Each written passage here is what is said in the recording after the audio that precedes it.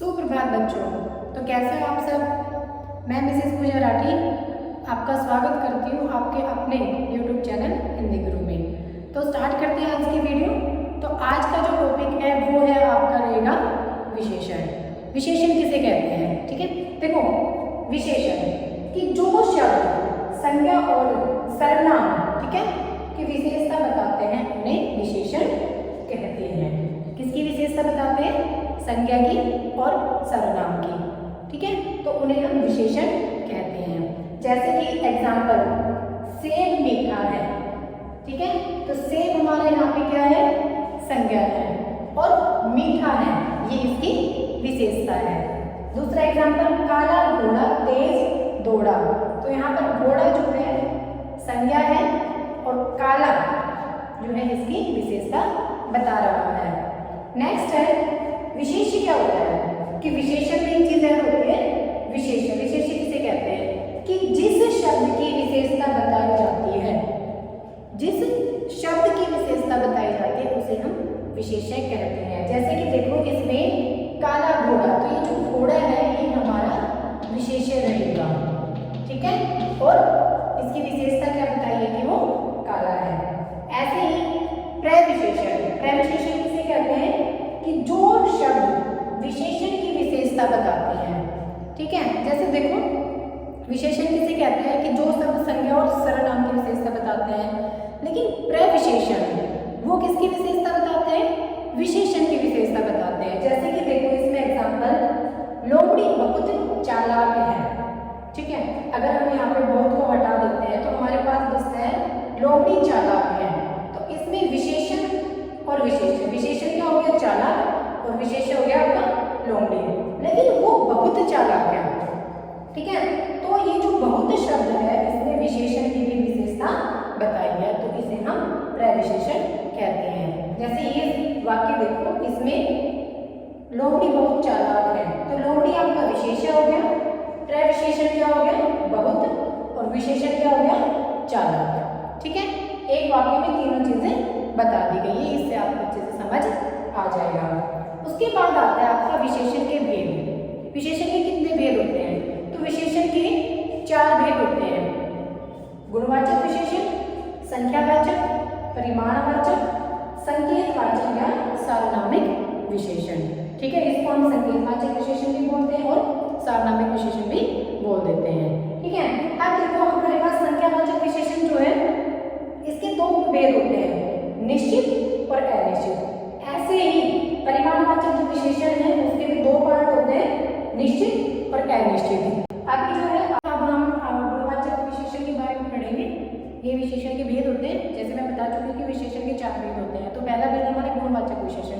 गुणवाचक विशेषण में क्या होता है कि इसमें संज्ञा या सर्वनाम, ठीक है, संज्ञा या सर्वनाम में रंग, रूप, आकार, गुण, दोष, इन चीजों के बारे में बताया जाता है, ठीक है। मतलब उसकी अच्छाइयाँ, बुराइयाँ, मोटा, पतला, गोरा, काला, इन सभी चीजों के बारे में बताया जाता है। जैसे कि रोहन मोटा है, ठीक है। रोहन क्या है? संज्ञा है, और वो कैसा है? मोटा है, तो ये उसके आकार के बारे में बताया है। दूसरा, नीता सुंदर है, ठीक है। तो नीता सुंदर लड़की है, तो ये इसके रंग के रूप के बारे में बताया है, ठीक है। तो जहाँ पर आपको रंग, रूप, आकार और गुण दोष का बोध होता है वो आपका गुणवाचक विशेषण होता है। उसके बाद नेक्स्ट है हमारा सार्वनामिक विशेषण, या इसको हम संकेतवाचक विशेषण भी बोलते हैं। तो इसमें क्या होता है कि जो सर्वनाम शब्द, कौन से शब्द? सर्वनाम शब्द संज्ञा की ओर संकेत करते हैं, ठीक है, संज्ञा की ओर संकेत करते हैं, उसे हम सार्वनामिक विशेषण कहते हैं, ठीक है। जैसे देखो, इसमें मेन पहचान क्या है कि यहाँ पर है ना संज्ञा रहेगी, ये शब्द हमारा संज्ञा रहेगा, और उससे पहले वाला जो ये शब्द हमारा सर्वनाम रहेगा, ठीक है। जैसे यह है, वह, इसने, उसको, कोई, कुछ, तो ये हमारे सर्वनाम शब्द होते हैं, ठीक है।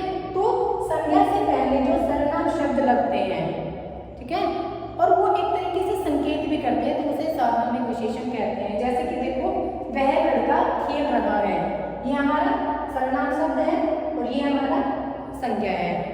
तो सार्वनामिक विशेषण में जो सर्वनाम शब्द है वो हमेशा संज्ञा से पहले ही लगते हैं। दूसरा, जब सेंटेंस को हम पढ़ते हैं तो हमें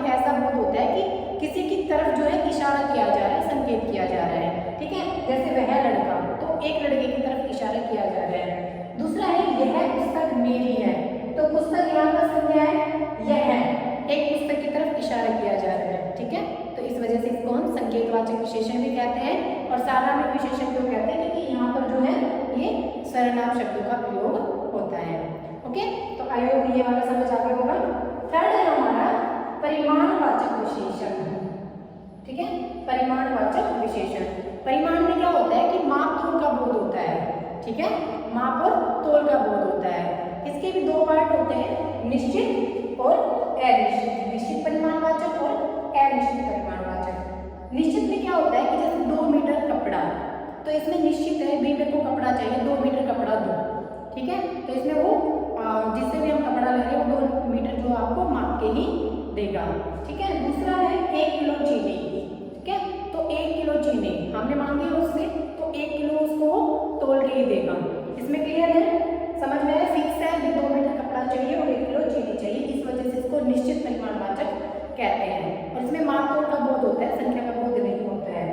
दूसरा है अनिश्चित परिमाणवाचक। इसमें क्या होता है कि निश्चित बोध नहीं होता है भाई, कुछ कपड़े में छोटा बड़ा, ठीक है, उसमें 1 मीटर 2 मीटर कितना भी, क्योंकि इसमें फिक्स नहीं है, कुछ कपड़ा चाहिए उसको।